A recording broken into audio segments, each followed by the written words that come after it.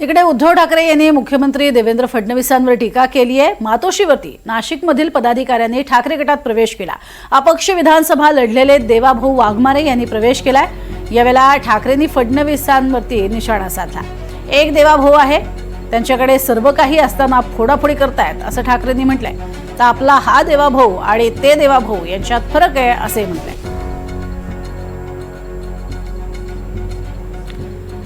तर देवाभाऊ या नावावरनं त्यांनी ही जोरदार टीका केलेली आहे। एक देवाभाऊ आहे जे फोडाफोडी करतात असंही म्हटलंय। दरम्यान उद्धव ठाकरेंनी काय टोला लगावला होता आणि त्यावर बावनकुळेंनी उत्तर काय दिले पाहूयात।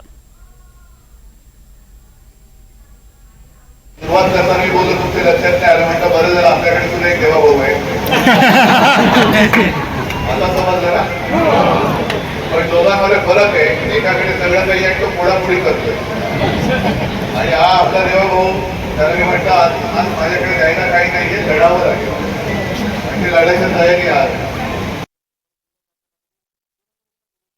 त्यांना सांभाळता येत नाही, त्यांना आपले कार्यकर्ते सांभाळता येत नाही, उद्धवजींना भेटायला कार्यकर्त्याला वेळ नाही, त्यामुळं कार्यकर्ते अस्वस्थ आहेत। शेवटी कार्यकर्त्याचे कामं झाले पाहिजे, जनतेचे कामं झाले पाहिजे। जाणार कुणाकडे?